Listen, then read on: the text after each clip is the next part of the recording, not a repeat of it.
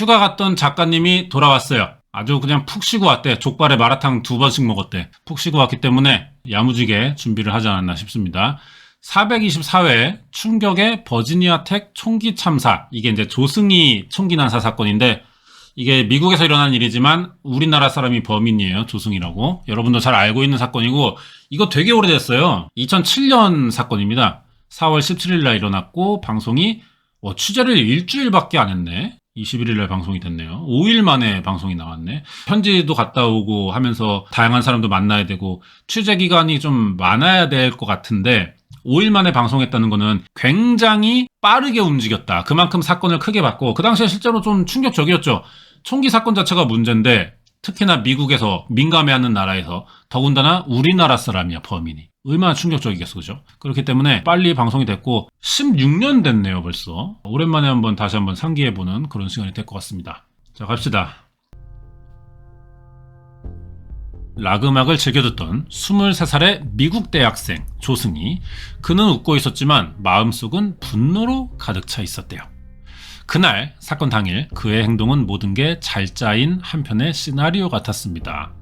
누군가로부터 자기 삶의 모든 걸 빼앗겼다며 그는 끔찍한 복수를 예고하고 다녔어요. 이 새끼입니다. 이 새끼. 얘 참고로 얘기하자면은 인종차별도 심하고 미국에서 힘들게 살았더만 환경 적응하기 어렵고 그것까지는 좋아 이해가 돼. 그 상황에서는 불쌍한 애야. 씨발 새끼들 그놈의 지금 PC질 하는 새끼들이 인종차별 정작하는 새끼들이잖아. 어렵게 살았어. 근데 있잖아. 총을 손에 든 순간부터는 그 당시의 일들이 불쌍한 게 아닌 게 돼버리는 거야. 승희야. 이 새끼야. 잘못된 방식으로 문제를 해결하려고 그랬던 거야. 속상했겠지만 너는 병신 짓을 한 거야 한마디로. 그걸 좀 한번 깔고 가겠습니다. 이렇게까지 할 필요는 없었어요. 그냥 떠날 수도 있었고요. 나 도망칠 수도 있었어요. 나의 아이들, 형제 자매들, 그들을 위해 저지른 일이에요. 4월 16일 새벽 7시경. 장소는 미국의 버지니아 공대입니다. 영문학과 4학년 조승희 씨는 자신의 기숙사인 하퍼홀을 나와 존스턴 홀 기숙사로 향했어요. 그리고 7시 15분 신입생 에밀리 힐 셔 양과 사감인 라이언 클라크를 총으로 살해해요. 신고를 받고 경찰 출동했지만 조 씨는 이미 자기 기숙사 방으로 돌아와 있었습니다. 2시간 후 그가 다시 나타나는데 캠퍼스 밖 우체국이에요. 여기서 볼일을 마치고 무장한 상태로 강의가 시작된 노리스홀을 가요. 노리스홀을 가서 9시 15분경 강의실 4곳을 돌아다니고 학생과 교수들을 향해 200여 발을 난사한 게 이 사건의 개요입니다. 순식간에 공포의 현장으로 변한 강의실과 교정은 아수라장이었고 32명 죽고 29명 부상당했습니다. 미국 최악의 총기 참사를 한국인 새끼가 저질렀죠. 자, 경찰 발표 나오는데 총기 난사 사건의 용의자는 미스터 조로 밝혀졌어요. 나이는 23살, 코리안 미국 영주권자입니다. 용의자는 몇몇 희생가족과 함께 교실에서 발견됐고 자살한 것으로 보입니다. 아, 죽었구나. 시체로 들고 나왔던 거구나, 방금 사진이. 버지니아 총기 사건 조승희, 대체 어떤 사람이냐? 그걸 알아보는 게 이 방송의 주제인 것 같아요. 지난 4월 16일, 2017년이죠. 평화롭던 캠퍼스는 미국 역사상 최악의 총기 참사 현장으로 변합니다.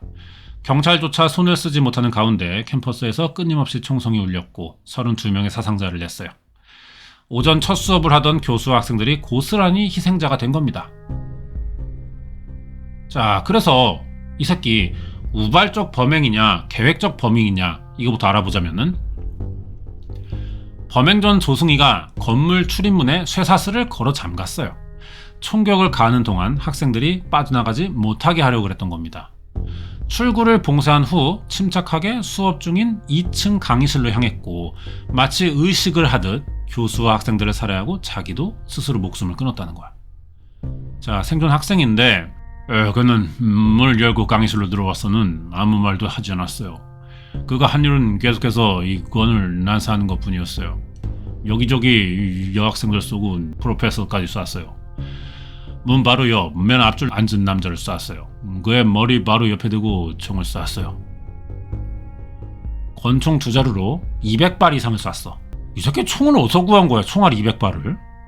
순식간에 32명의 사상자, 29명의 부상자가 생깁니다. 노중의 군은 종알이 다 떨어졌고 새 분리슬 갈아 끼웠는데 그것이 1.5초, 2초밖에 걸리지 않았고 무바로 다시 쏘기 시작했어요. 사용한 총이 일반 호신용 권총입니다. 익숙하게 총을 사용했던 걸로 보이는데요. 여기에 머리가 새까맣던 시절에 표창원 교수는 이렇게 말합니다. 이런 권총류의 총기는 먼 거리에 있는 목표물을 정확하게 맞추기 대단히 어렵습니다. 이런 총기를 사용한 범행치고는 상당히 많은 사상자가 났다는 것, 그리고 아주 정확하게 맞췄다는 것, 이런 측면에서 아마도 조승희 씨가 어떤 형태로든 사격 연습을 많이 하지 않았겠느냐 생각됩니다. 수사 결과 한 달 전 그가 대학 캠퍼스에서 60km쯤 한 사격장에 갔는데 여기서 한 달 동안 사격 훈련을 받았다는 사실이 밝혀졌어요. 그리고 범행 2달 전 총포사에서 이미 권총도 구입한 상태였습니다. 이건 뭐 계획한 거지 뭐. 하나를 더 사려면 한 달을 기다려야 하는 현행법을 지키는 인내심까지 보여준 거야. 동료 학생들은 사건이 발생하기 얼마 전부터 그가 머리도 짧게 깎고 운동으로 몸을 단련하기까지 했다고 하는데요. 범행 전반을 상당히 감정이 조절된 상태에서 전혀 흥분하지 않았고 침착하게 계획적으로 수행한 것으로 그렇게 보입니다. 순간적 격분에 의해 행해진 우발적 범죄가 아니라는 거죠. 그리고 상당히 오래전부터 자기 환상 속에서 머릿속에서는 여러 번 그려왔던 그런 행동이 아니었을까 추정을 하게 됩니다. 실제로 훈련도 많이 했고 사건을 저지르기로 결심하기까지 이미지 트레이닝, 학교 건물을 이렇게 들어가서 이 장소에서 이렇게 쏘고 애들은 이런 반응일 거고 나는 이렇게 행동할 거고 그런 상상을 많이 했던 것 같아요. 왜 우편물을 1차 범행 후에 보내냐는 건데요. 치밀하게 범죄를 계획한 조 씨의 범행 당일 행적에는 이상한 흔적이 있어요. 소포를 붙인 시간입니다. 그는 범행 동기를 알리기 위해 제작한 동영상을 우편으로 방송국에 보냈어요. 처음 해본 그 영상이죠. 뭐 자기 아이들 이런 것 때문에 한 거다 그 말. 근데 소포를 붙인 게 1차 범행과 2차 범행 사이인 오전 9시 1분입니다. 일반적인 경우라면 범행 전에 우편물을 먼저 보내는 게 순서일 거예요. 하지만 그러지 않았다는 거지. 다음, 왜 기숙사를 먼저 갔냐? 최초 희생자인 에밀리가 중요할 것 같은데 에밀리 힐셔. 조 씨의 여자친구였대. 근데 조승희 입장에서는 자기를 배신했기 때문에 범행의 표적이 됐다는 거야. 근데 에밀리 힐셔는 여자친구도 조 씨가 스토킹한 대상도 아니었대요. 여친이 아니야. 조승희 혼자 망상한 건가? 조승희가 다중을 살해할 결심을 했다면 왜 강의실을 두고 에밀리가 있는 기숙사를 먼저 간 거냐? 경찰 수사 결과 사건 당일 2사람이 다툰 소리를 들은 사람이 있대. 다시 말해 2명을 살해한 1차 범행은 그 자체가 목적은 아니었고 2차 범행을 촉발시킨 원인이 됐을 거라는 분석입니다. 자, 많이 나오시는데 이게 그알 클래식이잖아요. 해상도도 4대3이고 예전의 방송인데 이 당시는 지금보다 범죄 전문가가 적을 때다 보니까 지금 우리가 그것이 알고 싶다 하면 생각나는 이수정 교수라든지 박지성 교수라든지 표창원, 오윤성 교수 이런 사람들 이 당시에 인기를 많이 얻었던 사람들인 거죠. 이때 너무 많이 나왔어. 대체할 전문가가 없는 거야. 표창원 교수도 지금 그래서 많이 나오는 것 같아요. 1차 범행 이후에 그것을 자신의 최종 행동으로 생각하지 않았기 때문에 자살도 하지 않았고 중단도 하지 않았고요. 자신의 원래 목표였던 여러 사람에 대한 복수, 또 준비한 총과 총탄을 모두 소비해야 할 어떤 대상, 이런 것들을 찾아야 하겠다는 그런 범행의 계획성이 계속 남아있는 상태가 아니었나 싶어요. 방송국에 보낸 비디오가 27개나 된대.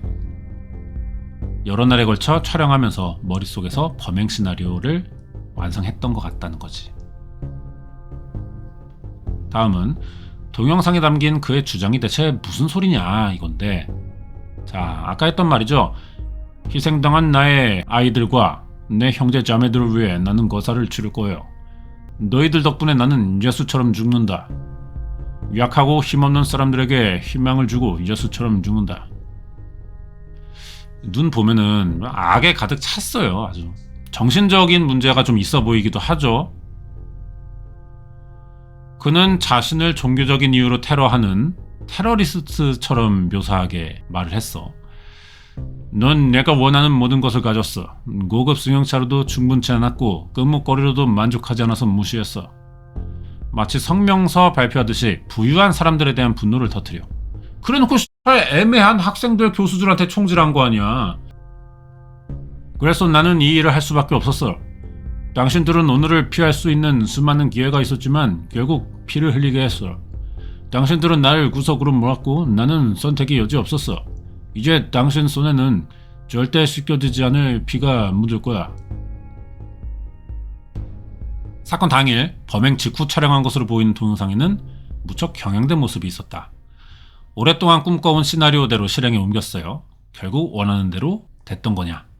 1차 범행 후 동영상 테이프를 보내기 위해 어찌된 일인지 가까운 교내 우체국을 두고 멀리 떨어진 학생 밖 우체국을 찾아갑니다. 교내 우체국이면 아무래도 자기가 학생을 쏜 거니까 소문이 나서 금방 잡힐지도 모른다.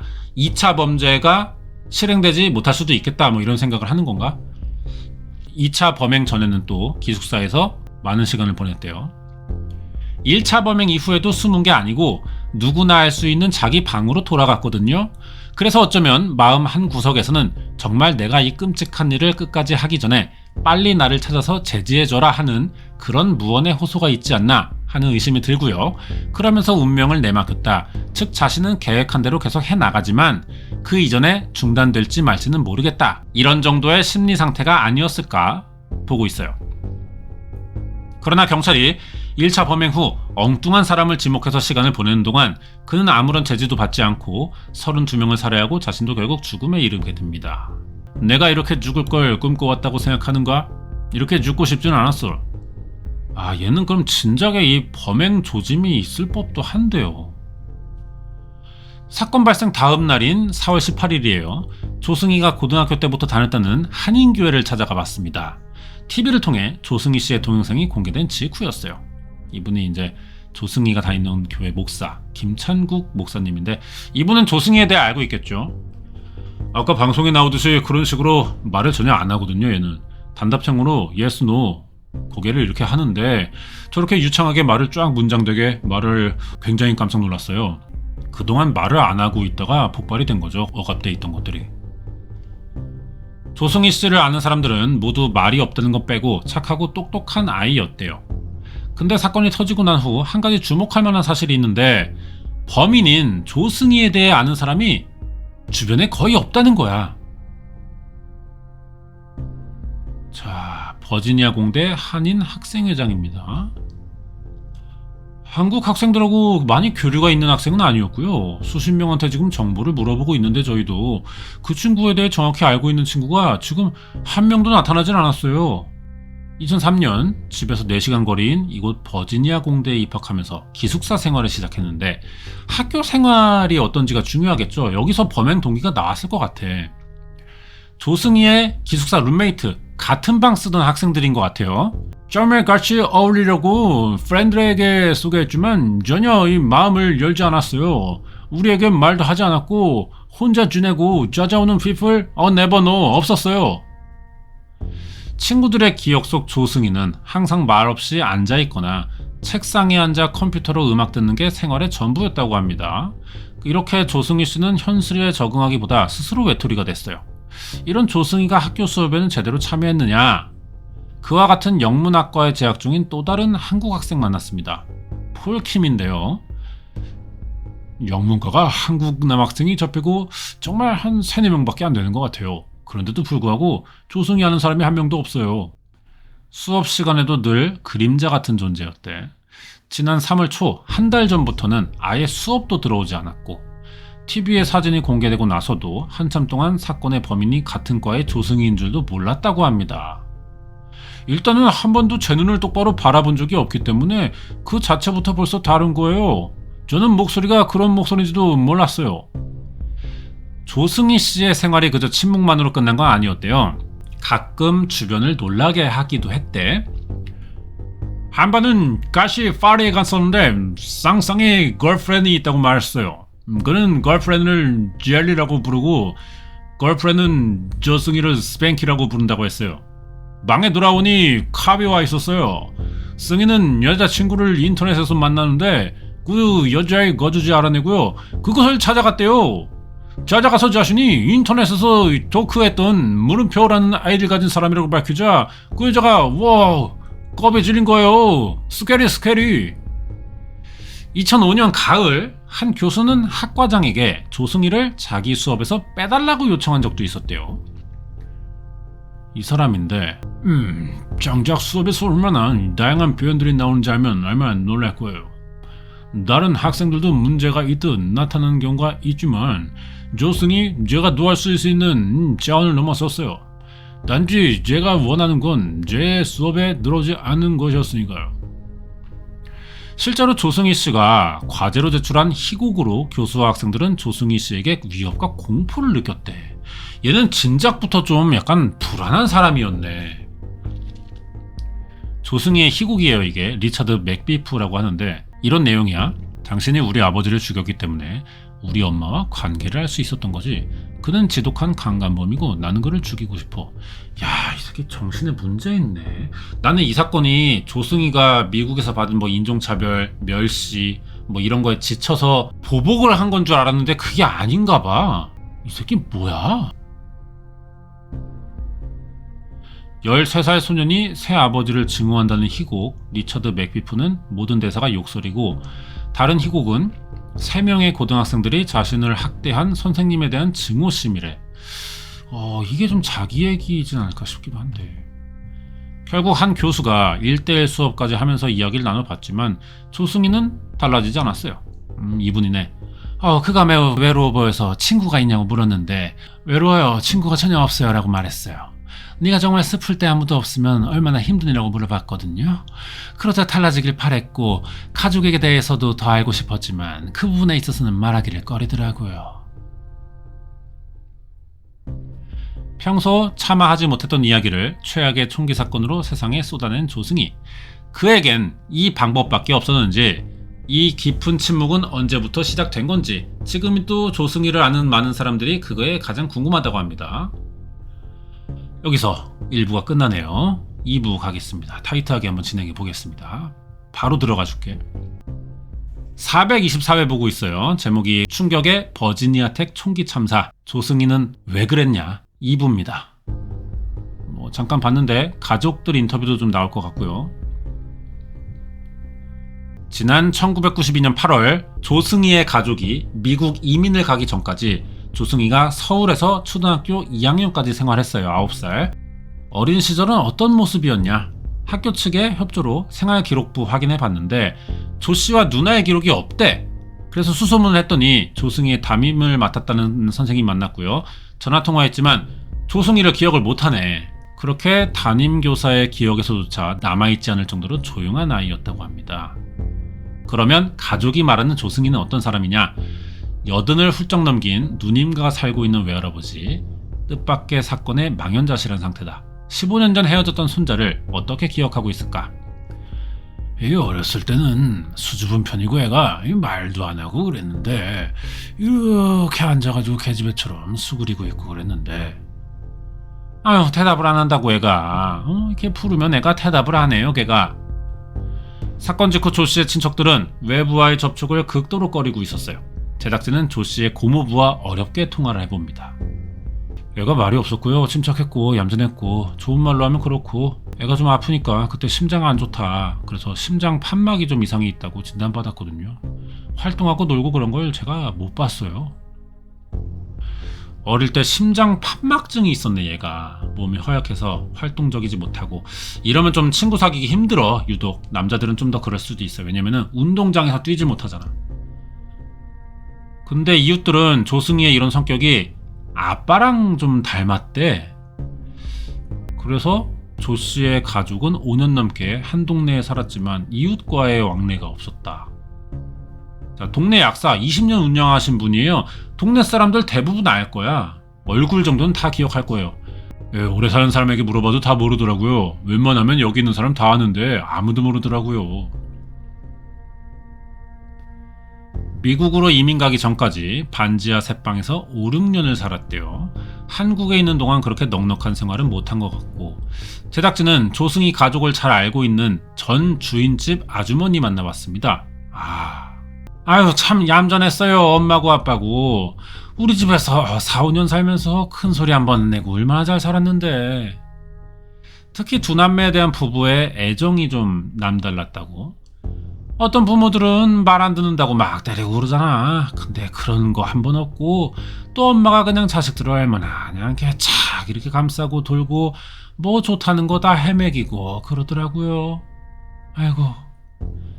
한국에 있는 동안 부부가 남매의 교육과 더 나은 삶이 펼쳐질 아메리칸 드림을 꿈꾸며 생활해왔겠죠. 미국 이민 가서도 넉넉한 생활은 못했던 부부가 한국에서의 생활도 마찬가지였던 거야. 지난 5년간 헌책방 운영하면서 돈 모아가지고 미국 이민을 준비했던 거야, 아빠가. 그 일터에서 유일하게 조 씨의 아빠를 알고 있는 사람 만나봤습니다.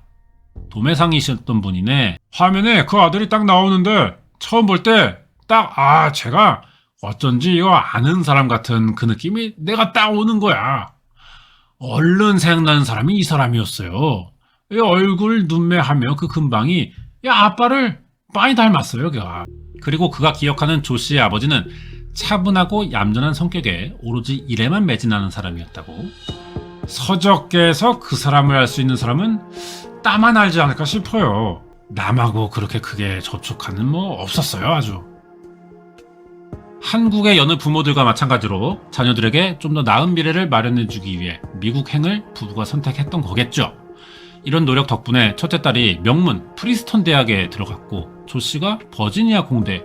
둘 다 공부는 괜찮게 했네요. 첫째 딸은 너무 잘했고, 그들의 이민 생활은 성공한 것 같아 보였어. 애들이 좋은 대학 가니까. 미국 생활에 적응도 했고 외적으로 좀 성공한 듯 보였어요, 가족이. 그렇다면 10대 초반에 조승희의 유학 생활은 또 어땠던 거냐?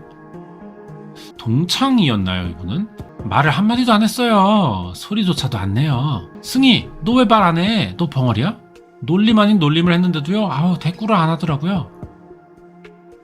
내성적인 성격이었지만 학교 생활에는 문제가 없었다. 근데 이게 속으로 쌓아둔 거였겠지. 그런 친구들이 있어요. 이렇게 화가 날 법도 한데도 잘 그렇게 드러내지 않아. 근데 그거 쌓아두는 거거든. 대부분 미국 학생들에게는 일상적인 클럽이나 방과후 활동에 참여를 안 했대. 미국에서는 추가 방과후 활동에는 부모님이 데리러 와야 돼요. 부모님이 바빠서 못 데리러 오니까 이 친구는 한 번도 방과후에 남아서 하는 걸 한 번도 못 봤거든요. 항상 통학버스 안 놓치게 그때그때 가서 미리 앉아있고 늘 그랬어요. 이후 중고등학교 진학하면서 내성적인 조 씨는 점점 더 고립되고 외톨이 생활을 시작했어요. 좀 애가 위축되고 있었나 봐. 자기는 동양인이고 집도 그렇게 넉넉한 편 아닌 것 같고 내성적인 편이기도 한데 더군다나 해외 생활 문화도 잘 처음에 적응 쉽지 않고 그러다 보니까 위축되면서 이거를 적응하고 친구들이랑 어울리고 노력을 하기보다는 혼자 담을 쌓는 쪽으로 좀 했던 것 같아. 그게 당장은 편하니까. 거기서 생긴 문제였을까? 100만여 명의 한인 이민자들이 살고 있어, 미국은. 이민 1.5세대인 한 청년의 엄청난 범죄에 충격을 받았죠, 한인사회. 반사회적이고 폐쇄적인 성향을 보였어. 23살이야. 아휴, 나이도 어리다. 이 이민 1.5세대들의 입장, 조승이랑 비슷한 시기에 온 사람들 말 좀 들어볼게요. 아무리 공부 잘하고 성적 잘 받아도요, 이 나라에 유학 온 사람이고 또 영어와 언어 이런 장벽 때문에 그런 일이 제가 볼 때는 조금 좀 원인이 되지 않았나, 그래서 일어났던 것 같기도 해요. 그러니까 그 당시 이민 온 학생들의 처한 상황을 좀 잘 알고 있는 사람들의 말인 거죠, 이게. 성인이 돼서 이민을 간 1세대나 현지에서 태어나고 자란 2세대와 다르게 걸친 거잖아. 초등학교, 중학교를 한국에서 보낸 1.5세대들은 한국도 미국도 아닌 자신들을 바라보며 정체성 혼란에 빠져든다. 자, 이분은 이민 6년차 21살이네. 15살에 이민을 간 거죠. 2세대라고요. 영어 때문에 말이 안 통하니까 2세대라고 어울리지도 못하고요. 그렇다고 외국 친구들과도 어울리지 못하고요. 유일하게 놀 수 있는 사람이 1.5세대인데 말이 통하는 사람들. 근데 그 그룹에도 못 끼면 결국 학교 그만두고 그렇게 되면 나쁜 길 빠지는 거죠. 소수 인정으로 백인 사회에서 살아가는 어려움과 더불어 1.5세대는 한인 사회 안에서까지 이질감을 느끼고 있대요. 1.5세대라는 애들은 성인이 돼서 간 것도 아니고 애초에 미국에서 태어난 한국계도 아니야. 애매모호한 소수 포지션이라는 거죠. 한인 사회에서조차도. 그러니까 학교에서도 현지인들에서도 좀 겉돌 수밖에 없고, 그럼 결국 받아주는 거는 한인 사회가 돼야 하는데 거기서도 나름의 다른 사람 취급을 받는 그런 상황이었나 봐. 거기에 부모들도 먹고 사는 거 바쁘니까 자식 고민을 충분히 해결해주지 못하는 경우들이 또 많고 어중간했던 거죠. 그러니까 자, 여기에 정신과 전문인데요. 환경 부적응이 자꾸 누적되다 보면 학교에 적응하지 못하게 되고요. 자꾸 고립적인 성격으로 되고 의존적인 이런 성격이 됩니다. 미국이란 사회가 너무 독립적인 개인주의적 사회이기 때문에 주위에서 적극적으로 도와주는 사람이 없어요. 이민 생활 시작하고 조승희를 기억하는 사람이 드물 정도로 완전히 외톨이로 지냈네. 1.5세대로서의 정체성 혼란이 조승희를 반사회적 성격으로 만들었을 가능성이 제기됐습니다.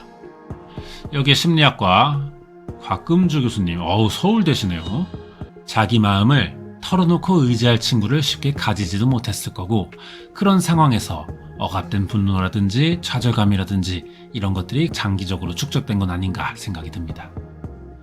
특히 전문가들은 동영상에서 유라고 표현한 부분을 주목하는데요.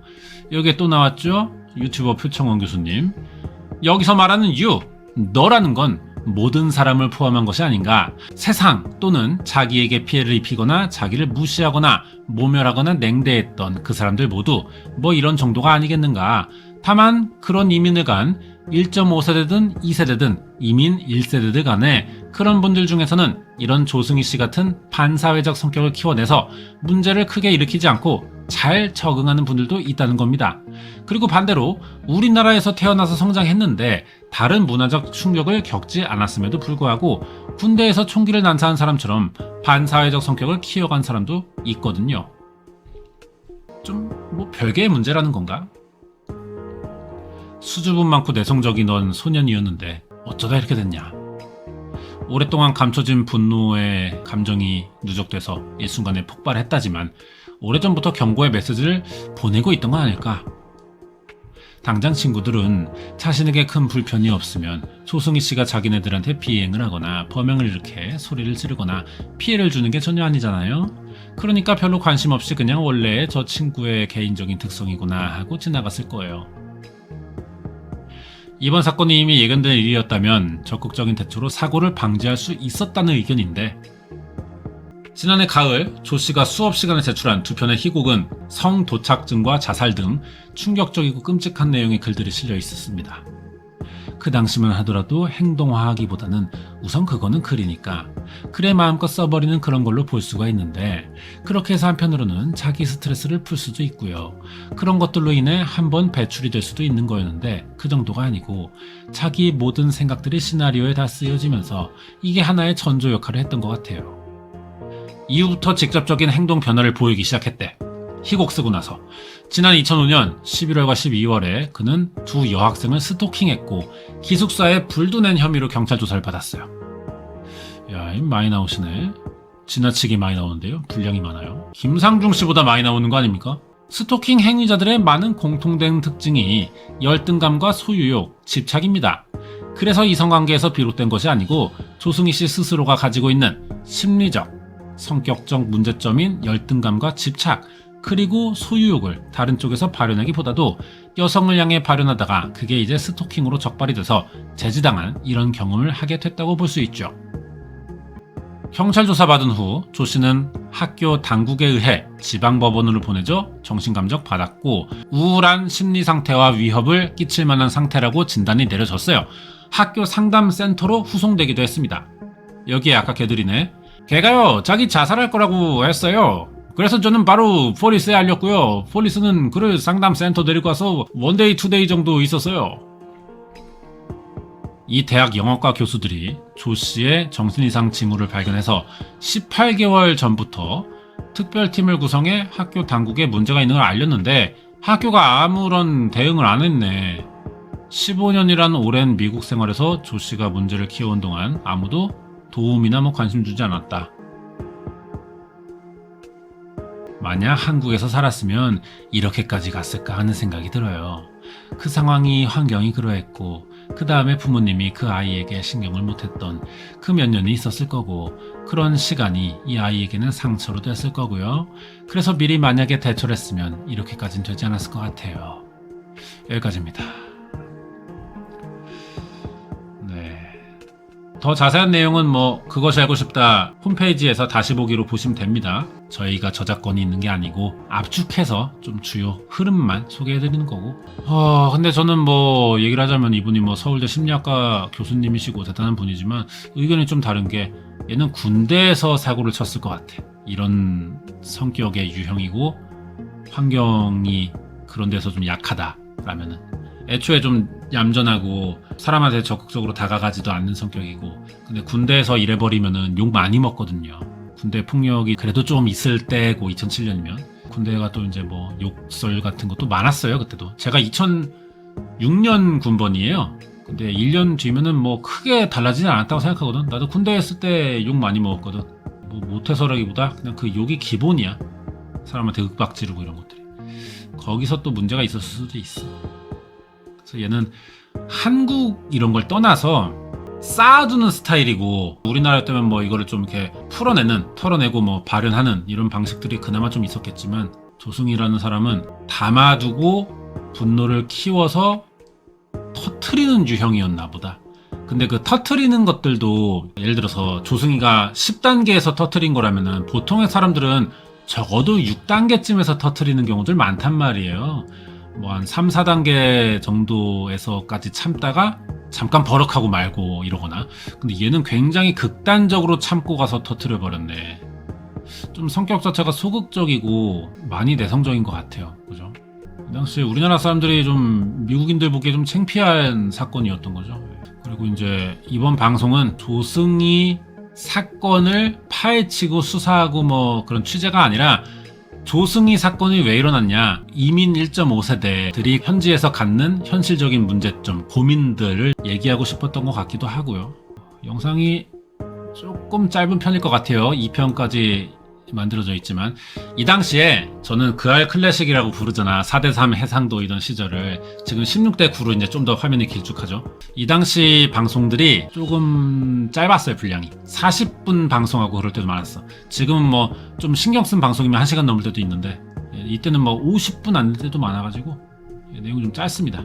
그리고 이때는 이제 자막 같은 것도 보면은 되게 투박해요. 지금은 이제 유튜브도 하고 좀 많이 세련돼져서 폰트 신경 쓰고 디자인도 하고 그러는데 이때는 정말 뭐랄까 리얼 다큐 같은 느낌도 좀 나고 그래가지고 지금 그것이 알고 싶다를 아직도 좋아하는 분들, 지금 그것이 알고 싶다 인지도 많이 떨어졌어요. 안 본다고 하는 사람들도 많고 뭐 변질됐다 그렇게 보시는 분도 많은데 지금까지 그 알을 보고 좋아했던 분들이 다 이 당시 방송이에요.